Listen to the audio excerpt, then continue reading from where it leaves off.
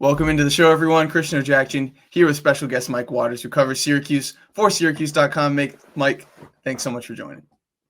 No, it's good to be here. Good to talk college basketball. Can't wait for the season to start.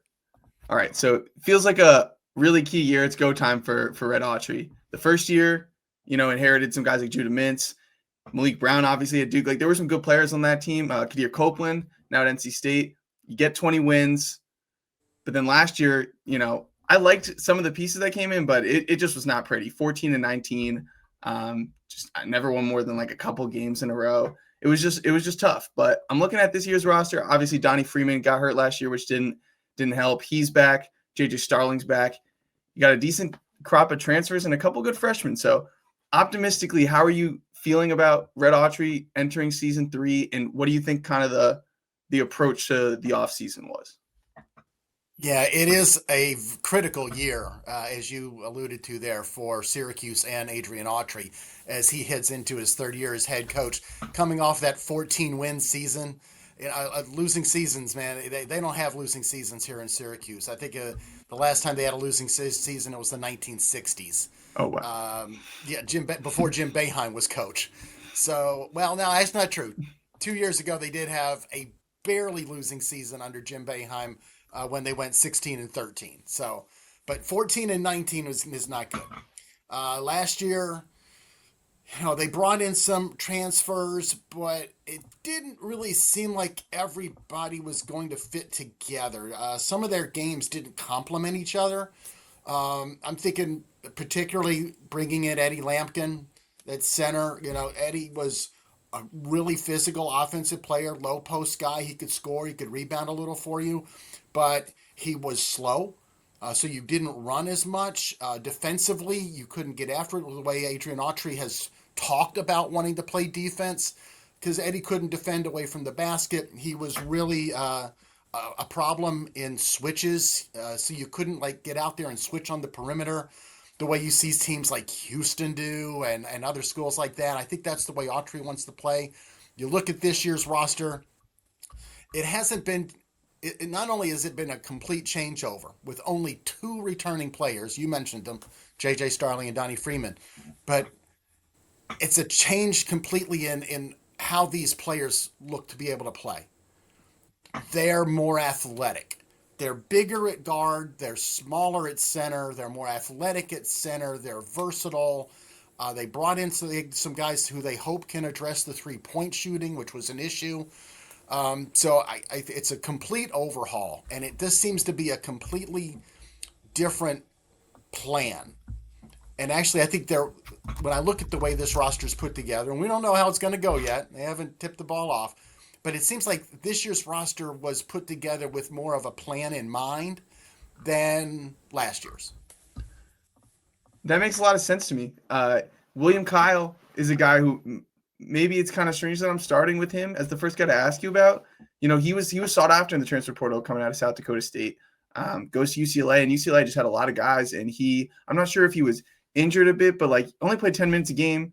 Didn't play a lot of games, but I know he was touted as the best defender in the portal last year. So coming over to Syracuse, very different. I was a big Eddie Lampkin fan, at Colorado, at TCU, but you don't want him as your best player. And that's kind of what he was at times for Syracuse. And defensively, obviously, when he was playing those minutes, there were concerns. So tell me about William Kyle, because I feel like he kind of reflects exactly what you're talking about of kind of this different identity that Syracuse is going to have this season.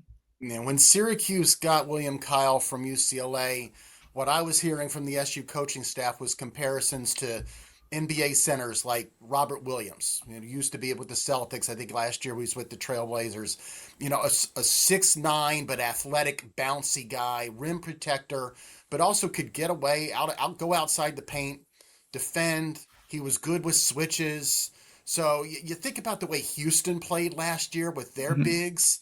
They didn't have 7-footers at center. They had 6'9" guys who were all athletic and bouncy. And I think that's the way Syracuse wants to play. You mentioned William Kyle, 2 years ago entering the portal, coming out of South Dakota State.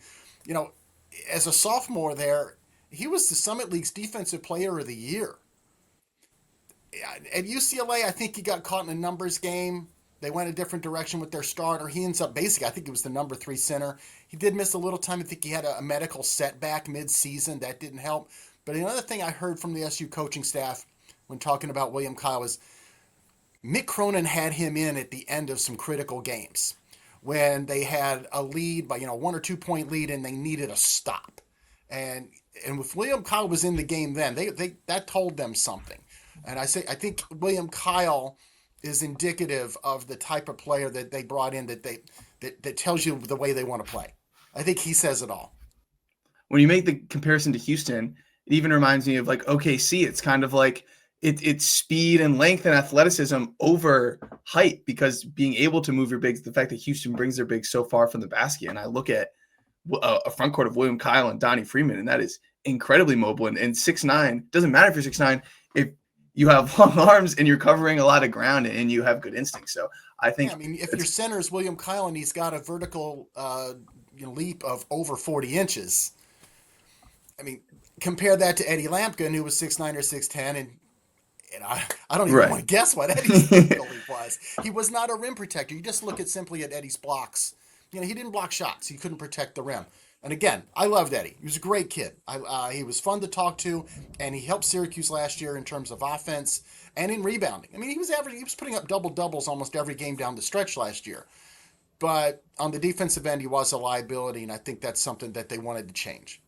313th in block percentage as a team last year in the country, 341st in turnover percentage, which is a huge change from being 34th in turnover percentage Autry's first year. So I really like that this was kind of the approach to the portal. So talk about some of the other guys coming in. Nathan George from Georgia Tech, who 12-4-7 last year for a Georgia Tech team that I kind of thought had some juice at I was kind of giving them a little hype going into the season. Like, they had some good players, and he had a lot of responsibility, played 36 minutes a game.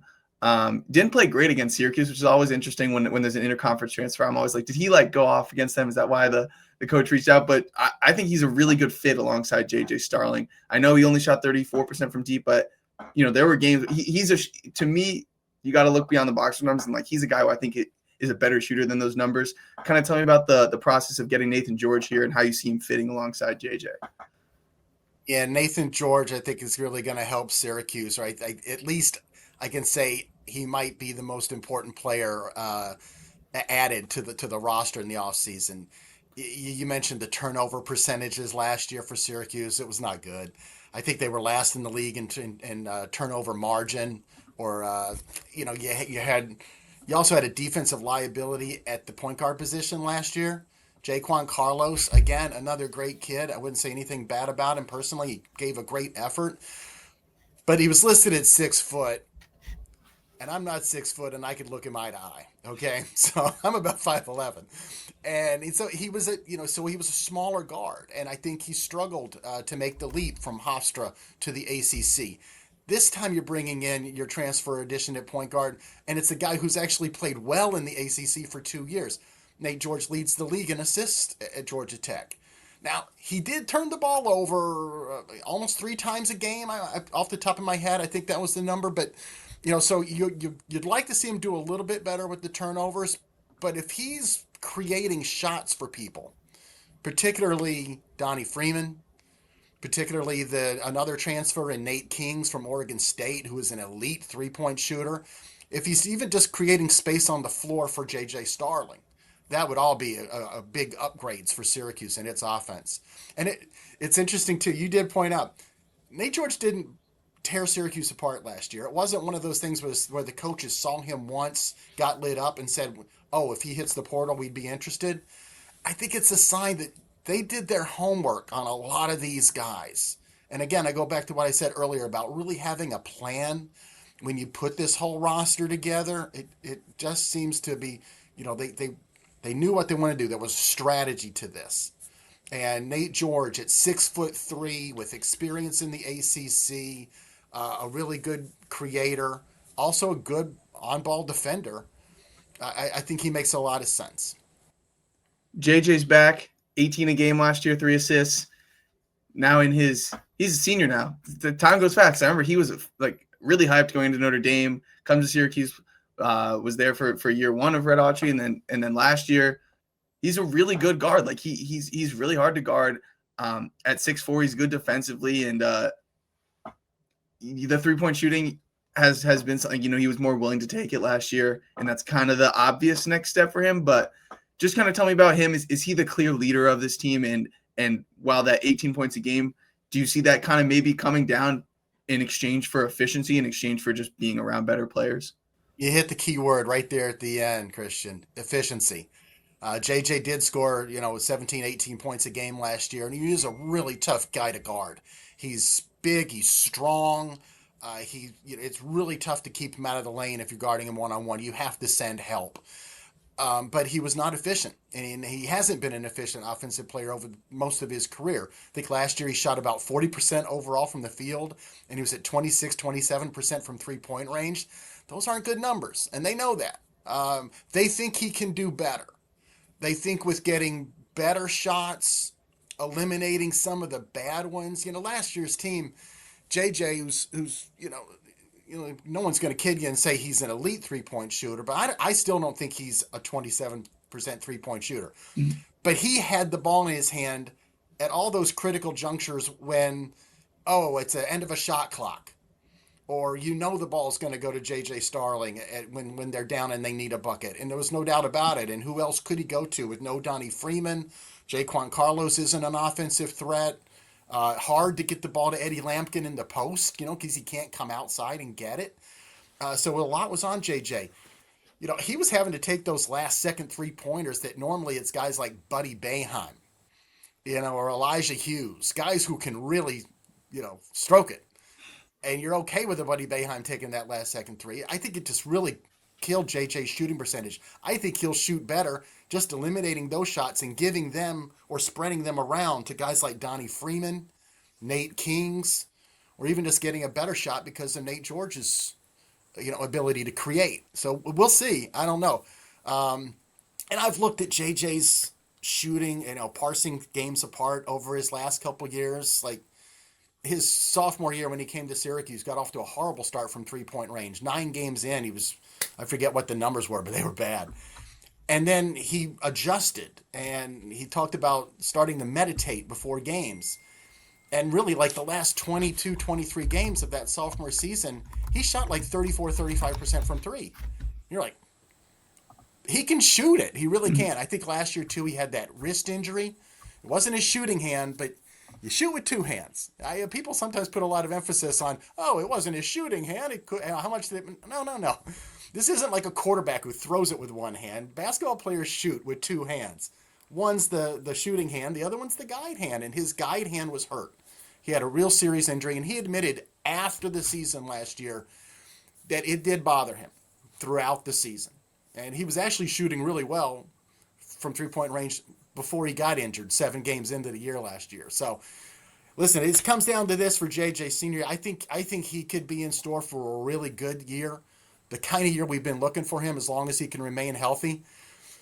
Bad news is his practice started on Monday of this past week, and photos from practice show him with a splint on his right hand. So it looks like he has a broken finger. Broken finger should heal. He should be fine by the opener.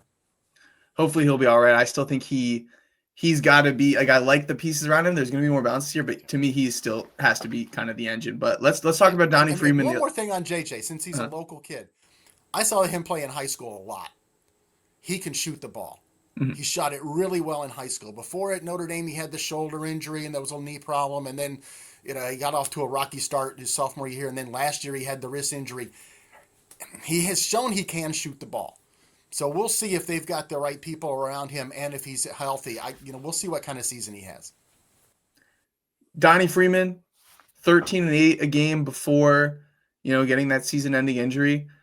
The physical traits jump off the page, the athleticism and the length. I'm not going to lie, though, when I went back and kind of dug through kind of some of his tape, like, he's still just, I don't know, he's just a little raw to me still. Like, I don't love the way his 3-point shot looks. He loves to settle for kind of like middies and like kind of like floaters versus like getting all the way to the rim. And like sometimes I just feel like he's not capitalizing on how much more athletic and talented he is than some of these guys. Am I being too hard on him? And what do you think kind of the approach to his offseason was after getting healthy?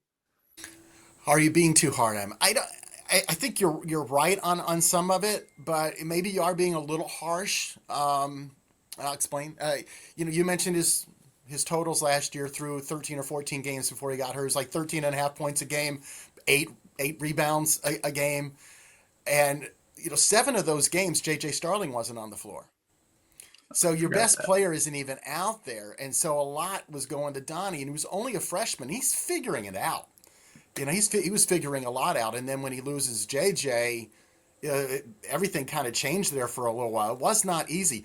That 13 and a half points and 8 rebounds a game, if he had just finished with those numbers, like, and I think those numbers might have improved because freshmen like Donnie Freeman usually they get it a little bit and they start to get accustomed to the college game. I certainly, with the way Syracuse's lineup was last year, I don't think they were going to go down. But he would have finished top 10 in the ACC in scoring and top 20 in scoring and top 10 in rebounding. There was only one freshman in the ACC last year who did that. His name's Cooper Flagg. So if Donnie Freeman could have joined Cooper Flagg in any sort of statistical pairing, that's not bad. And now he's back. And he's healthy. He had an off season where he was able to come out of the boot. He had the foot surgery. He looks good. I think he's had a little strength and weight. And I also think he's come back a little bit motivated. I think he wants to show people. So we'll see. Another guy who his play is going to dictate greatly, like how good Syracuse is this year. I mean, and it's kind of interesting. It's not just one guy. I keep saying this about different guys. I've said it about Nate George, said it about William Kyle. Now I'm going to say it about Donnie Freeman. I think that actually bodes well for Syracuse. It's not all on one guy. I would just love to see Donnie really excel defensively because that's where, when you're that high of a recruit, you're thinking NBA. And I feel like his path to the NBA is becoming, a really good defender at 6'9", just all over the floor switching. And if him and William Kyle can click and be that good in the front court, like I think that could be really scary. A couple Very of good these point. other. He does have to play defense better than we saw at the beginning of last year. He played defense a little bit like a freshman. But it's so much easier to defend when your team isn't terrible because you're just more in the game. You're not getting blown out and you don't want to be the weak link because you're trying to win. Like I always think there's guys when you go from a team that's bad to good that like defensively you can kind of reach new heights. I think so too, and I think remember last year he was a young kid. He's only a freshman. Right. I think it's easier to play that kind of defense that we're talking about here when the entire team is now buying in, and also the entire team is capable of doing it. And when you talk about guys like William Kyle and Nate George and some of the other pieces that they've brought in, from what I'm hearing of practice, I think there is more of a collective buy-in on we want to be an aggressive defensive team. So you can't be that one guy who's not, right? So I think you hope you see Donnie Freeman get after it because, man, if he does, with his athletic gifts, he could be a tremendous off the ball. How many weak side block shots could Donnie Freeman get this year? I want to talk about Nate Kings. I know he played either D2 or NAIA and then transferred to Oregon State, had an ACL injury, and then came back and then, was a really good shooter like you mentioned earlier, 45% from deep on 4 attempts per game. Oregon State was not very good last year, but I know he was, highly touted just because shooting is so coveted, obviously, in today's game. So tell me about Nate Kings. Is he expected to be a starter on this team? And outside the shooting, what does he bring to the table? Yeah, Nate Kings is an interesting story coming to Syracuse from Oregon State. I mean, coming out of high school, you mentioned D2, NAIA, he played at so many lower levels to try to get to where he was. I think he played CYO ball for a year. He goes to Oregon State and he misses his first year at Oregon State with that knee injury you mentioned. The Oregon State coaches, he hits the portal this year and everybody's looking at Nate Kings because of that 44% 3-point shooting, right? But the Oregon State coaches initially got him because they thought he was going to be their defensive stopper. Wow. So again, we talk about this, organization, the strategy behind the Syracuse roster. It's great that you can get a shooter, which Syracuse desperately needed one, maybe more than one probably after last year's 3-point shooting, where they were like 320 something in the country and made threes per game. I know they were near the bottom of the ACC. So they got to make and take more threes, and Nate Kings can help. But if he's also a good defensive player, and he didn't really show it last year because I think it was like the first year after that knee injury. Second year, now that he gets it, maybe he's playing defense, the way those Oregon State coaches were talking to me about. Before I get into Cayenne Anthony and Sadiq White, I want to talk about Tyler Betsy, because Cincinnati last year was a team that was one of the most infuriating watches in college basketball for me, because I thought they had like top 10 potential at the beginning of the year. Like, they were very high on KenPom. They were great defensively, had a lot of players, but oh my God, offensively, it was just a train wreck. But Tyler Betsy sometimes would come into the game and I'm like, who's this 6'8" freshman that has a really good looking 3-point stroke? Like, why is he not out there more? He kind of fell out of the rotation late in the season. You look at the numbers, 11 minutes, 3 points a game and 32% from three. But like, I have memories of watching Tyler Betsy last year and being like, I like this kid. Cincinnati should play him more. So I was intrigued to see him on this roster. What are the expectations for him? I'm trying to, but the fact that he comes from Cincinnati makes me bullish on defensively the way he was coached last year, because they were a good defensive team. So tell me about Tyler Betsy. I'm not really sure where he fits in right now, because you have Donnie Freeman at the 4, coming back good. Nate Kings is a shooter. Could Tyler Betsy see sometime there? But and we'll get to these guys. But you also got like Sadiq White, who was a 3-4 type guy. So I don't know where exactly he fits in, but he is intriguing with his size. And coming out of high school, he was like a 6'8" guy who could shoot the 3. And he struggled a little bit at Cincinnati with his shot. But when I talked with Adrian Autry about him last summer, he said, he was a freshman at Cincinnati getting, sporadic playing time at first, but he played. He played in, I think, almost every game, if not every game, pretty close. And as a freshman, you go to Cincinnati, you appear in every game. That says something. He learned a lot. He did get time. And also, he became a better defensive player. You mentioned Cincinnati, and you kind of associated Wes Miller and Cincinnati with defense and everything. I think early on, Tyler Betsy had to learn really how to play defense at the college level and the way Cincinnati wants to play it. And Adrian Autry said, he got a lot better defensively because of that year at Cincinnati. So we'll see. I think he adds depth at a couple different positions, a little bit more versatility for the entire lineup. And maybe also a guy who, you have a chance of developing here in the program. You can keep him around because, we'll see whether, if Donnie Freeman has the year that I think we're all expecting, he's probably gone. And then if you have Tyler Betsy in the program, the loss of Donnie Freeman isn't going to sting as much.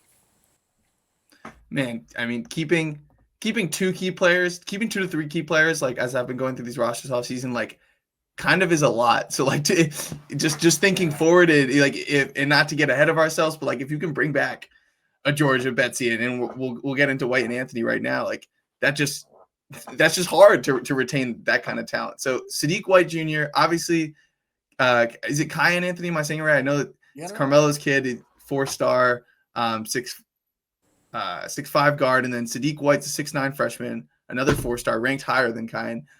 What are the expectations there, and what have you been kind of hearing about their summers? The great thing about getting 2 kids in Sadiq White and Cayenne Anthony, they're both top 50 type recruits.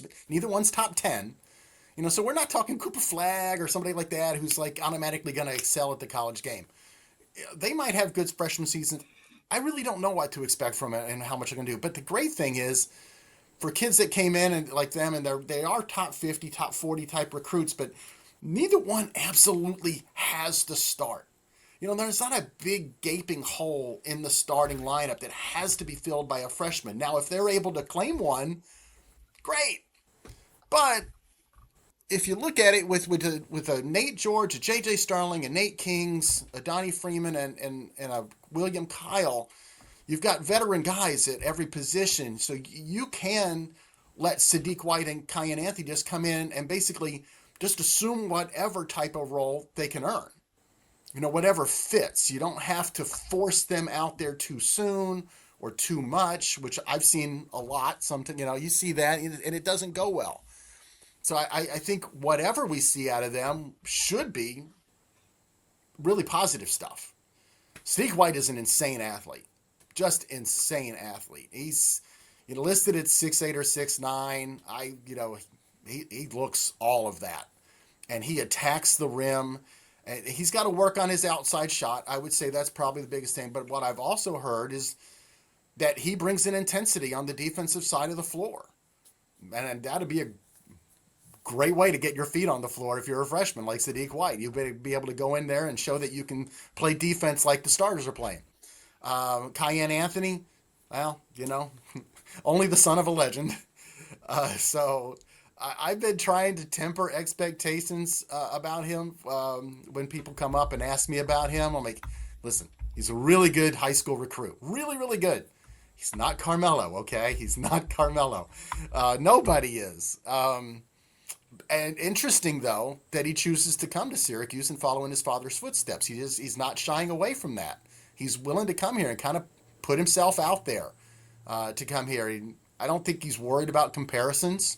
They're two very, very different players. He's a perimeter guy, a shooter, kind of a high-volume scorer.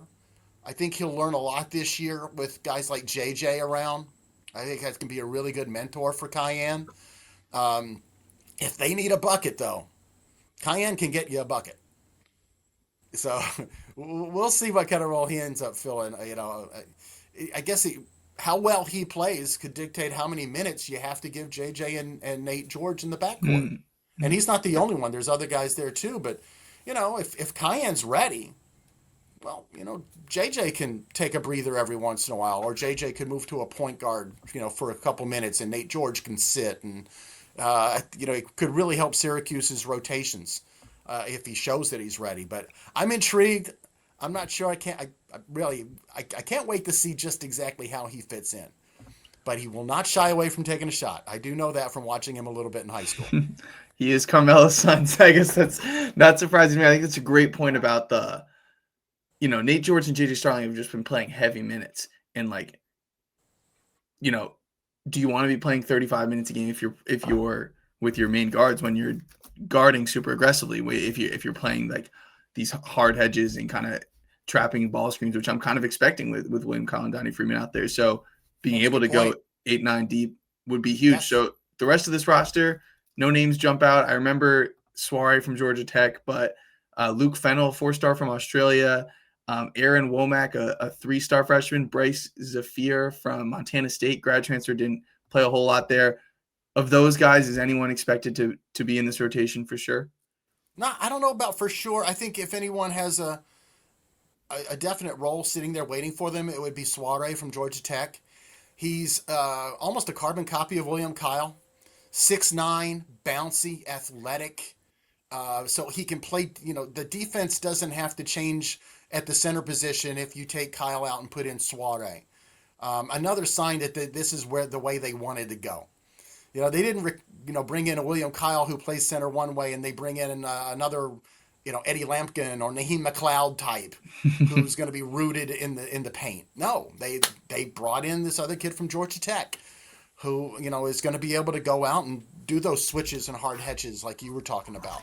So, listen, very few centers average over 30 minutes a game these days. We could be looking at a center, combo, a platoon with those two guys. I'm not sure exactly, but I am intrigued to see how both of them play, and I think Soiree gets minutes for sure. Fennell is an interesting one. Coming from Australia, not a lot's known about him. Can handle the ball. He can really shoot the ball. I watched him play for Australia's team in the FIBA Under-19 World Cup in Switzerland this past summer. And, the first quarter went along and he didn't really do anything. And I would, texting other people watching the game, what's the attraction? And then the second quarter would come around, he'd hit 4 threes in 12 minutes. And you're like, oh, I get it now. He can shoot the ball. So he's an interesting addition. I don't know how much we see of him this year, but he's definitely one to watch, especially early on in the season when they get a few games. If they should be able to win, the games that you should be able to win. Hopefully we get a chance to see some of these guys and just kind of see where they're at. The expectation at Syracuse is to win and to be a tournament team. And after a year like last year, I really appreciate the way that they attacked the portal smartly. Like I think it makes a lot of sense what they're trying to do, and that's not something that should be overlooked, because this is a new era where your schools are getting GMs and figuring out their budget. Some schools are just kind of throwing money around and chasing box score numbers, but I think Syracuse was really intentional with how they built this roster. And you said 13th is where you saw them in a preseason ranking the ACC. I would expect them to be finishing much higher than that, because defense travels, it's more consistent. They have the athleticism and the talent and the bodies to, I think, be a really good defensive team. And then when you've got guys like Starling and George in a backcourt, that's a really good backcourt in this league. Like, we already know that. So I'm kind of bullish on this team, Mike. So thank you for coming on and breaking it down with me. Any final thoughts? No, it's real interesting. I hesitate to make predictions when asked about Syracuse. I've had them too high before, last year in particular. I've had them too low. Very rarely do I seem to get it right. But this is an intriguing year. Like I said at the beginning, it's a critical year. There's no doubt about that. And it's an intriguing roster. And, outside the top 3 or 4 teams in the ACC, the rest of the league, I think, is wide open. So someone's going to finish 5th in this league, and someone's going to finish 13th. And I think right now, it's hard to tell which teams those are. I think you get a lot of different opinions. If you polled people throughout the ACC on what the league's going to look like 5 through 13. So, it's teams like Syracuse, Wake Forest, Miami. We'll see. But it'll be a really interesting year here up here in Syracuse in Central New York this season. Awesome. Thanks again for coming on, Mike. This was great.